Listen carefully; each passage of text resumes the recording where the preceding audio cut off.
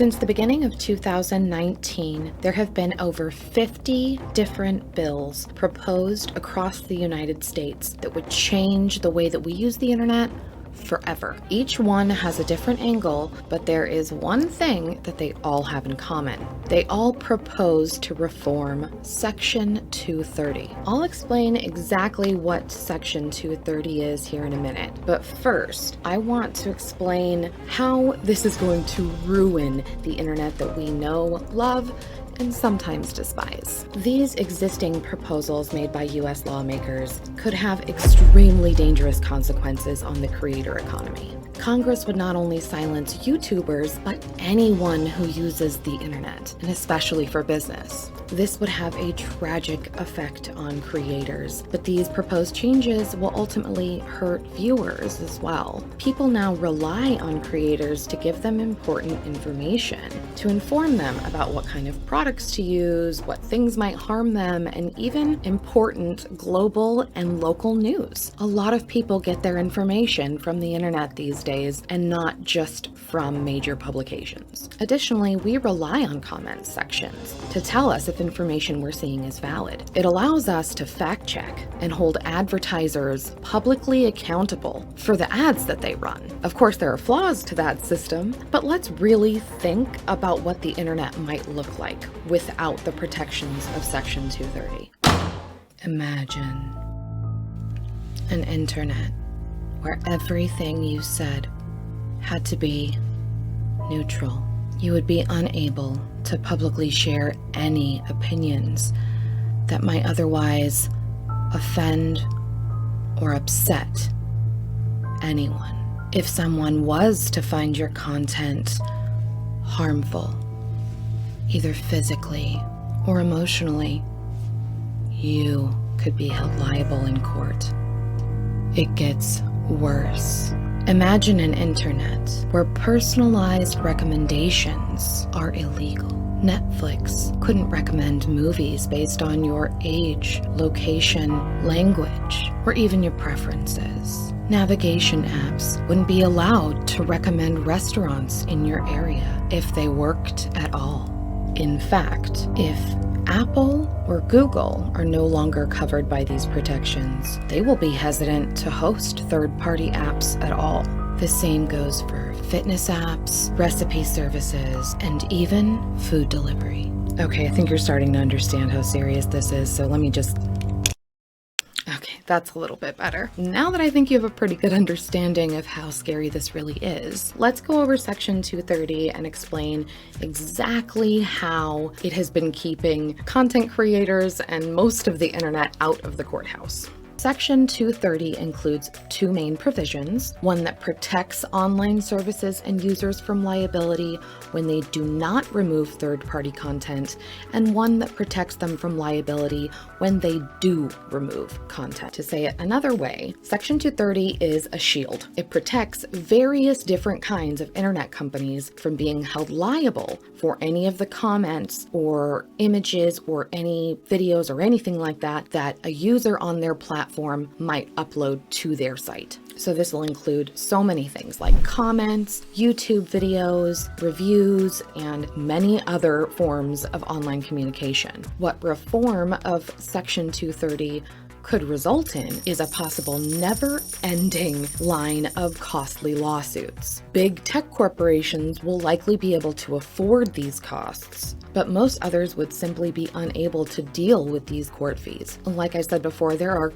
currently dozens of bills across the US that are trying to repeal or reform Section 230. Most of these are given emotionally driven names that would lead somebody to believe that any of this is a good idea, or even that it's meant to protect a vulnerable group of people. They are misleading to the underlying intentions of these bills, which is to completely control everything we do and don't say on the internet. Assume that right now, instead of dealing with major social ills, the people we're paying with our tax dollars are working on how to burn down the internet. That is one of their top priorities. And both parties are working on this. This is a Democrat and Republican problem. So it's not something where there's a right side to that partisan divide. These names. The worst. I picked some of my favorites. The worst person in the world. Protect Speech Act, Health Misinformation Act of 2021, See Something, Say Something Online Act, Justice Against Malicious Algorithms Act, Don't Push My Buttons Act, Civil Rights Modernization Act of 2021, Stop Shielding Culpable Platforms Act, Platform Accountability and Consumer Transparency Act, and of course, this extremely long and complicated one with a lot of very important words. Safeguarding Against Fraud, Exploitation, Threats, Extremism, and Consumer Harms Act, or the Safe Tech Act.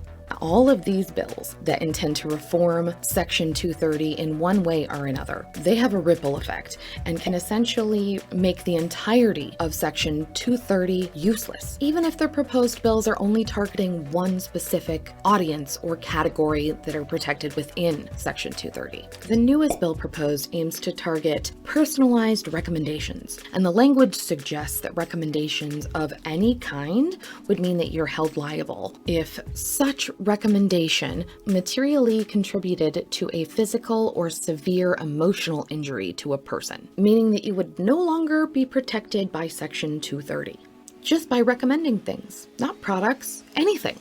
Recommending anything. A TV show, a book, a restaurant, mascara, eyeglasses, a dentist. Again, there are dozens of these bills that have been proposed to US federal courts. Most of them have been proposed more than once, over 50 different times in the last few years alone. All of them have wording that lacks details and nuance and leaves a lot of room for interpretation. It's clear that the people making these bills don't understand how the internet, online marketing, or the algorithm even works. This newest bill is truly frightening because it has the potential to be backed by both parties. That's because both parties currently don't like this. Recommendations, aka personalized content that is served to you thanks to the help of algorithms. We can discuss the truth about algorithms another time, but I think that if you are part of the creator economy, if you sell anything online, you've got to know how important it is to know your target audience and to be able to connect with them. Algorithms allow us to do that. I'm curious. Now that I've explained a lot of this and given some examples, how do you think this is going to affect you and your community? Leave a comment below. I think it's really important for us to be able to see how this is going to affect different communities and get some real-world examples on how dangerous this really could be.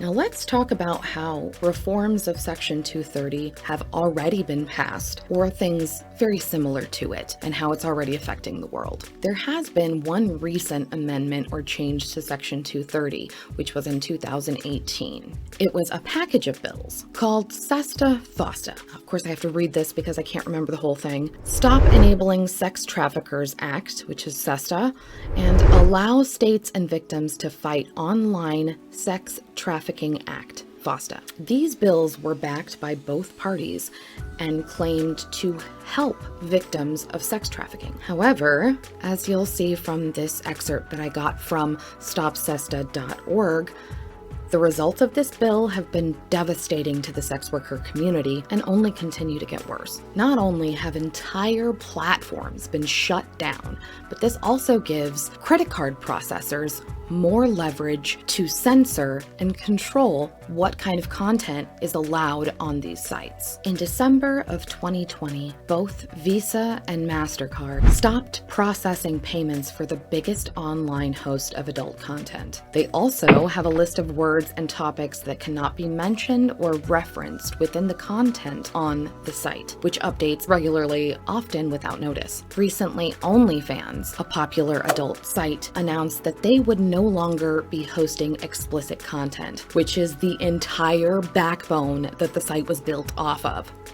which they quickly reversed. Now it has evolved into a thoughtless compliance package, which now all sites in that industry must add to their websites. No matter where your morals might stand on this topic, it is a violation of the First Amendment. They know that they've done it once, and they want to do it again, but to the entire country this time. Another important thing to note is that Facebook has actually been backing the reform of Section 230, and has been for some time now. We see here that Facebook is willing to take the hit because it knows it will survive, and most of its competition won't, especially when talking about recommendation algorithms, which is something that Facebook is terrible at, but its major competitors, TikTok and YouTube, are very good at. Last month, in early September of 2021, Australia's High Court made a decision to hold Facebook accountable for liability of third-party comments made on their platform. Unlike the US, Australia, and most parts of the world do not have Section 230 provisions to protect them from possible liability, and this is what can happen. So, what exactly can we do about this? We can speak up. If you don't like the direction of regulatory efforts, speak out. The politicians, they work for us. They sometimes forget that, but in the end, when we go in and we cast our ballots, we tell them what we want them to do, and we have a voice they do need to listen to. Talk to your lawmakers, share this video. I've included a link to my blog below of everything that I have referenced and researched. We need to get this information out to everyone, Share this with your friends, your coworkers, your family members. Make sure that everybody you know understands what this is, or at least has it on their radar. The more people that know about this and understand what it really means, the better off we are at fighting this in the future. I would like to send a very special thanks to Jess Myers, a certified Section 230 nerd who fact-checked this information for me, so I wasn't just some woman on the internet sharing information about laws that you've probably never even heard of until today. Oh, and one more thing. If you could ever so gently just tap that like button. You can also expect more information on how to protect ourselves as creators online and what to do if any of these bills do pass. If you'd like to know more about Section 230 and how it affects the creator economy, I want you to watch this video next. It's from a room that I hosted on Clubhouse. Thanks for listening to Creator Economy Insights. I'm Grace Banyan. See you next time.